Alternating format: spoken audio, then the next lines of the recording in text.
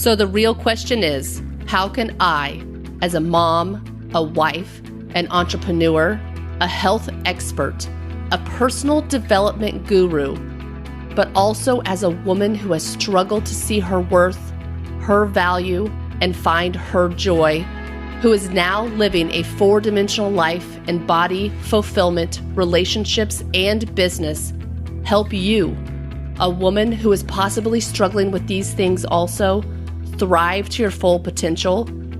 That is exactly what I am talking about today. I am your host, Dr. Amelia Rodrock. Welcome to Transforming Self Podcast.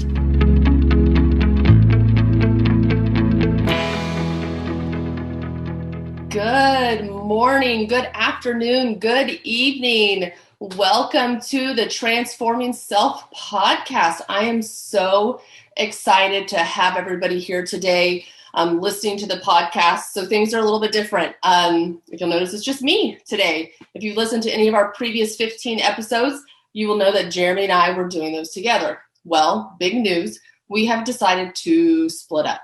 Not for real, just for podcasting. So we're still married, we're still together, we still love each other very, very much, but we've decided to do things a little bit differently. So I am taking over this podcast.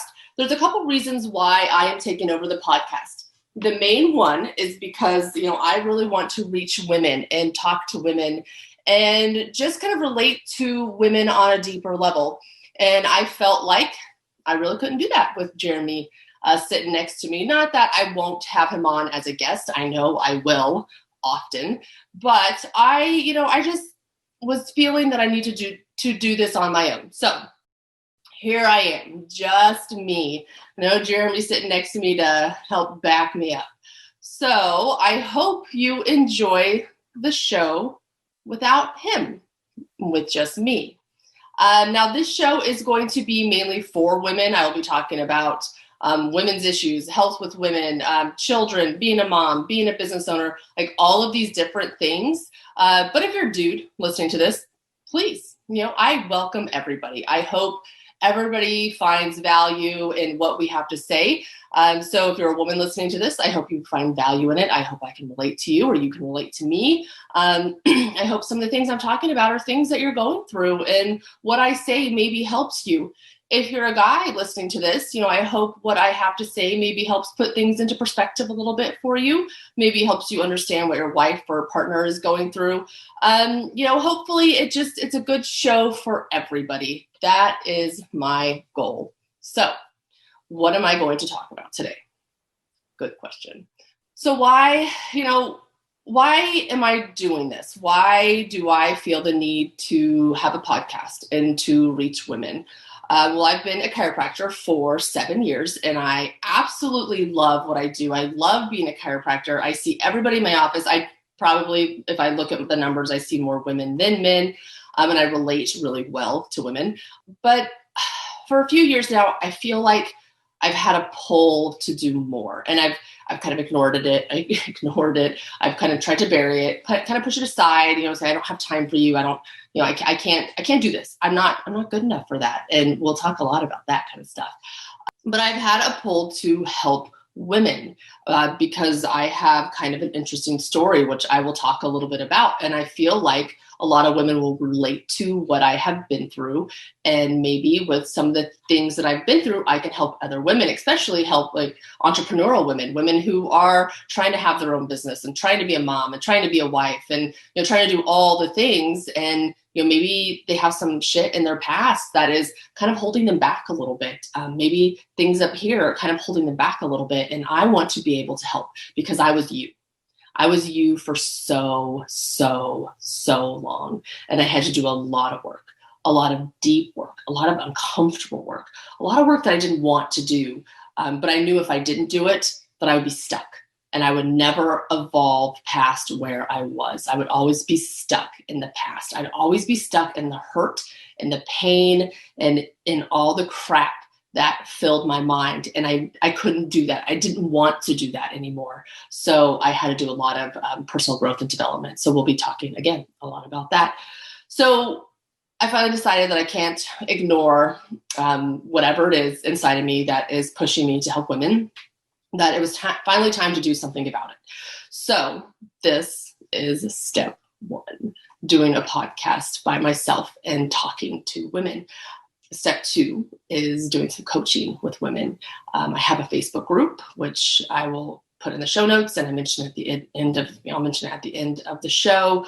But I have a Facebook group that is dedicated all towards transforming yourself and how to do it and what to do, and all the crap that is in our mind and how we feel stuck and all of those things. So I invite you all to join my Facebook group. I invite you to invite your friends to listen. If this speaks to you, if something I say speaks to you, please, please, by all means, listen, reach out. I'm here for all women. I want to help women. So with doing some of the work that I've done and doing some of the coaching and, being in these different groups and doing all of the stuff to help me personally, I've defined my values and my mission statement. So my values are impact, connection, and adventure. So everything I do, I want to have impact. I want to impact women. I want to impact women's lives. I want to impact people in my community. I want to connect. I love connecting with people. I will admit that I am a bit of an introvert by nature. I'm not great at small talk. I'm not great at social situations where I have to talk to people. I'm great talking in my office. I can talk to my patients. I can talk to my friends. I can do all that, but small talk isn't really my thing. But I still love to connect. There's just something inside of me that needs to connect to people and needs to be available for people and needs to love people. So connection is a big one of my values. And also adventure. I have had a life full of adventure, some good adventures, some not so good adventure, some adventure that I would love to do again, some I hope I never do again, but everything has been an adventure, and everything in my life has really led me to where I am now. And everything in my life, everything in my past has really led me to where I am now. And I love where I am now. I love my life. I embrace my life. I embrace the change. I embrace the hardness of it, because there's a lot of hard stuff. I mean, I'm married to a dude. It's hard sometimes. We'll talk a little bit about that. I have animals. I have a practice. I have a business. I have a community. It's hard, but I want to, have adventure in everything I do. The good adventure, the bad adventure, the adventure that I learned from, the adventure that I don't want to go back to. It's all an adventure. So those are my core values. And I invite all of you to think about what your core values are. Like, what are you doing in life? And where do you want to go? Who do you want to be? What are those values? Because once you know your values, you can start to set targets and start to do things in your life that are all driven towards those values. So you're staying on track. Mission statement. So a mission statement is something else I've done in my Men and Women of Iron coaching group, Freedom Formula. And trying to find a mission statement has been so hard, because I have a mission statement for my office and things in my office, but I was trying to do something different. I was trying to do something bigger, something way outside of my comfort zone. So for now, I have a mission statement, which is I help entrepreneurial women transform their health and their shitty stories that have them show up small in life so they can thrive to their full potential. So that is really my goal with what I'm trying to do with my podcast, with my coaching, with my Facebook groups, with everything I'm going to be doing. My goal is to help women transform their lives. I want them to transform their health, because health is a big, big thing. And if we don't have our health, if we're tired, if we don't exercise, if we don't eat good, if we don't think about our health and our bodies first. And so many of us think about our children and our husbands and our animals and our jobs and our friends and everything else, and don't think about ourselves. So I'm not even just talking like, oh, you have to eat clean all the time. No, your health, the health of yourself, your mental health, your physical health, your emotional health, all of that health. I want to help women transform their health, which is their whole body, everything about them, and their shitty stories. So how many here have a lot of shitty stories? Raise your hand. I hope you're all raising your hands out there. I can't see it, but I hope you're raising your hands. I had so many stories that I thought were real, that I gave power to. Not that they aren't real. I hope none of you can hear my dog snoring. She's on the bed over there snoring. So if you hear something snoring, that's my dog. She's an old girl and she's just sleeping and snoring away. So anyways, we all have stories. We all have pain. We all have hard times. And we have to be able to move past them isn't even the right phrase of what we need to be able to do. We need to be able to acknowledge them, to acknowledge who we were, to acknowledge that pain and those stories and that crap, because it's real. It was there. It happened to us, but we can't stay there. We can't stay in that, because if we do, we'll never grow.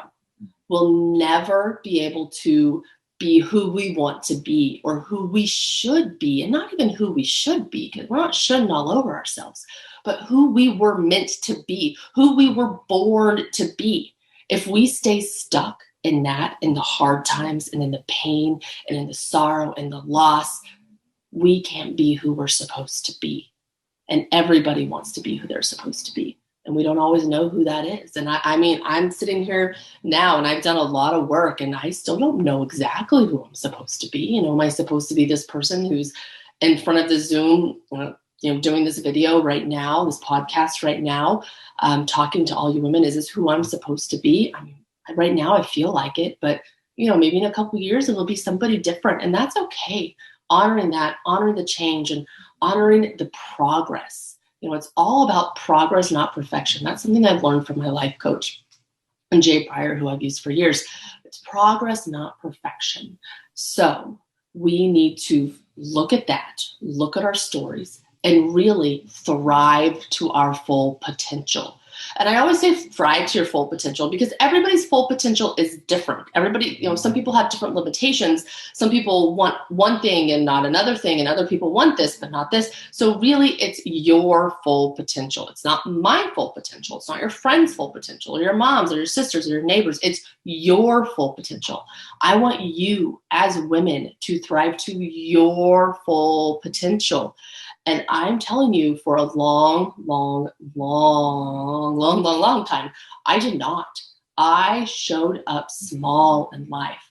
I let all my past pain and anger and fear and frustrations and everything from my past and, just all of it run my life and run who I was. I didn't allow myself to be seen. I didn't allow myself to be loved.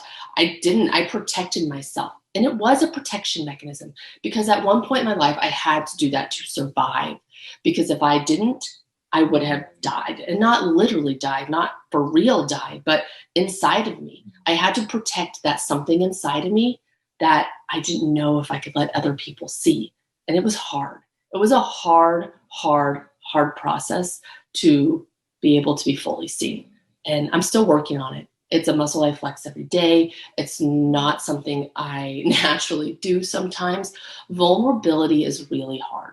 And that's something that we'll be talking a lot about, is vulnerability. And if you've ever read any of Brene Brown's book, and she has a book called, I think, The Art of Vulnerability. I have to look up exactly what it's called. But she talks all about vulnerability.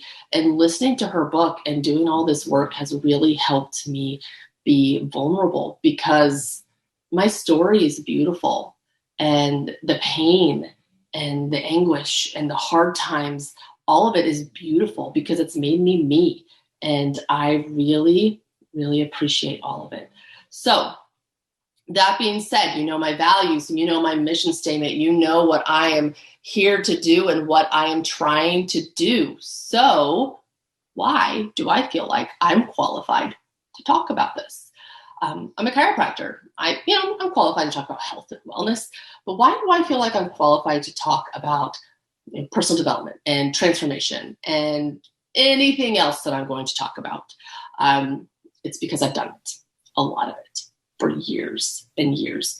And I feel like I have something to say, and I feel like you'll relate to me, and you'll relate to my story, and you'll relate to who I was and who I am. And something I say will help you.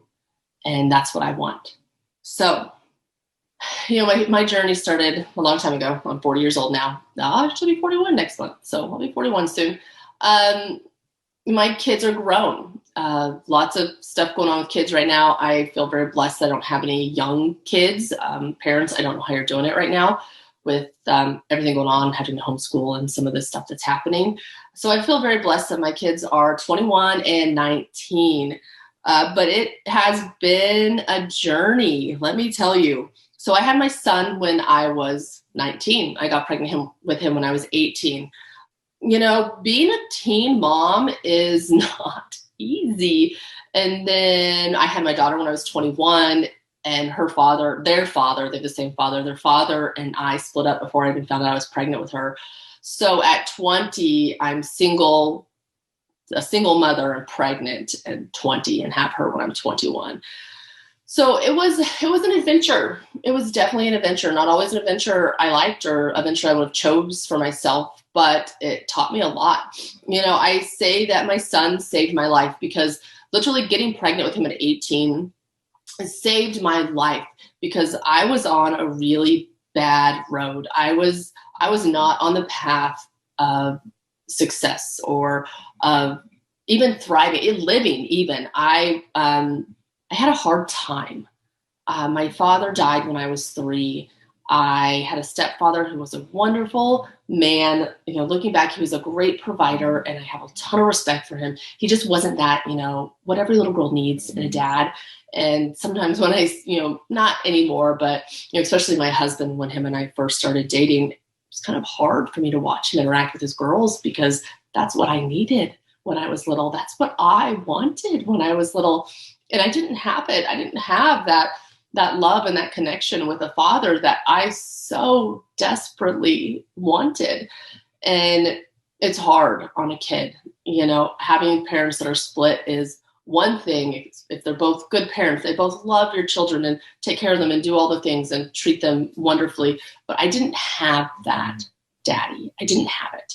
And again, while my stepfather, raised us and provided for us and, did all the things that he needed to do, he didn't do all the things that I needed, as a daughter and as a child and as a young girl.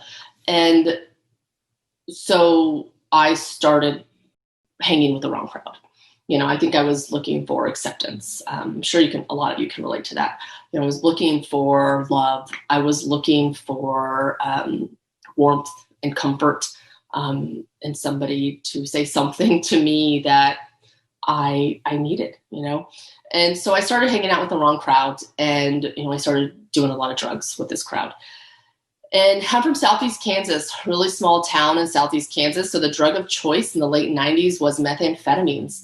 So I did a lot of meth, and I don't look like the average methamphetamine user. I didn't then either, but I did. I used a lot to numb, to hide, to forget, to be someone different, because I didn't love who I was. I didn't love myself. I didn't love my situation. I didn't want to be doing it, but I didn't know what else to do at that time. And so getting pregnant with my son literally saved my life. So when I say it saved my life, it actually saved my life. As soon as I found out I was pregnant, I stopped doing drugs. And I've never turned back. So, having him at 19 was the hardest, but the best thing that happened to me.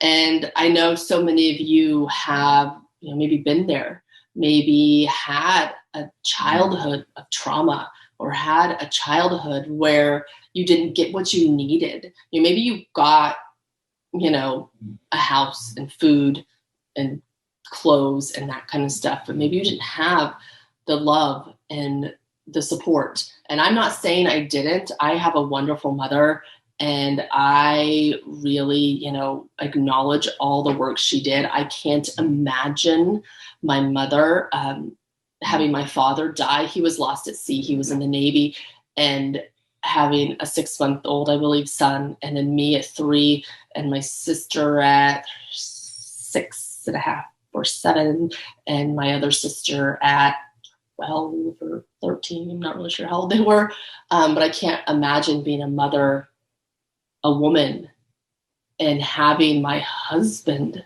die and leaving me with 4 children. I can't imagine that. So the amount of strength she had is really commendable, and she did the best she could. I don't fault her for anything. She was a really good mom. I just happen to be a really shitty daughter at times. And I know that. We've talked about it.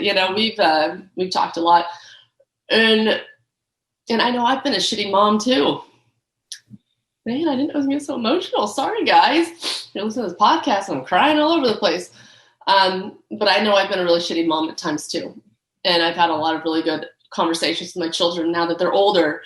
And I know there's times that they didn't feel seen and they didn't feel heard. And they told me this. And it was hard to hear, but you know what? I'm really happy that they trust our relationship enough so they know that they can tell me some of these hard things, and I'm receptive to it, and we talk about it, and I apologize. And it's really important for children to be seen and be heard. And I am sad that I did the same thing with them that I had happen to me. I didn't really ever feel seen or heard. I was a middle child, so classic middle child syndrome right here. I had 2 younger brothers, 2 older sisters. One of my sisters was a lot louder than I was, and then brother's always loud. So I was just kind of in the middle, forgotten. Not really, but that's how I felt. That's how I felt. I didn't feel seen. I didn't feel heard. And so when my son told me that that's how he felt, not seen and not heard, it struck me right here, right in the heart. Because I get it. And it's been something I've had to work really hard on. And I feel bad that I have made it so now he has to work really hard on that as well. But now that he's 21 and my daughter's 19, I make it a huge effort to make sure they're seen and heard. I have dates with them, about every other week. We go to lunch. I'll go take one to lunch. And the next week I'll take the other. I call them and text them all the time. It's fun having a relationship with grown children. I was a really good mom to infants. I was a great mom to infants. I did all the attached parenting things before there was a word for it. I breastfed, I co-slept, I baby wore. I did all of those things when they were infants. And then it's when they grew up, I just didn't know what to do. I know what happened. What happened is I was so concerned with finding love for me because I didn't feel loved. And I didn't feel needed, and I didn't feel wanted by a man. And that's what I thought I needed. I thought I needed a man to, quote unquote, take care of me, which I know I don't need now. So we've come a long way since then.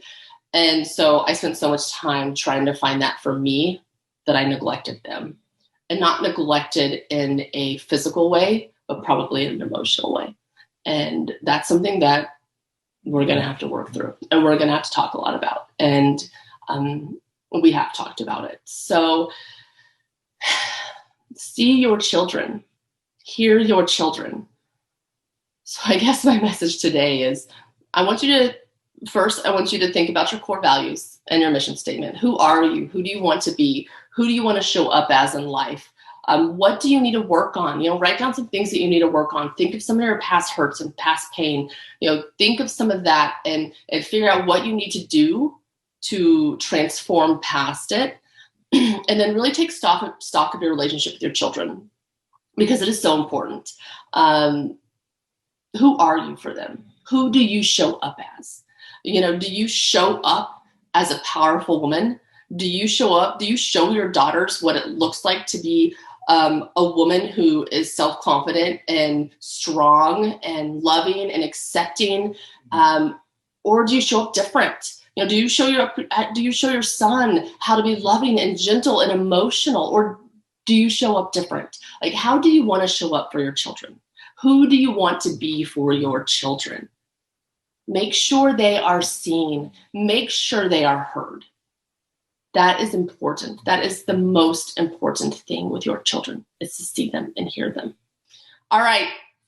Well, that is the podcast for today. I hope you will join me next week. I don't know what I will be talking about, but I will figure it out very soon. And we will have a really good conversation about something else. So thank you so much. Again, please reach out. Please join our Facebook groups. Please just let me know if there's anything I can ever do for you. Love you all. Thank you so much for listening. I hope you've enjoyed the show. There are many ways to connect with me, and I want to connect with each and every one of you. Facebook seems to be the easiest right now. I have a Facebook page for my podcast, so Transforming Self Podcast page, or you can connect with me personally, Amelia Rodrock, on Facebook. I also have an Instagram and a YouTube page. So please reach out. I am here for each and every one of you. I want to help every one of you thrive to your full potential.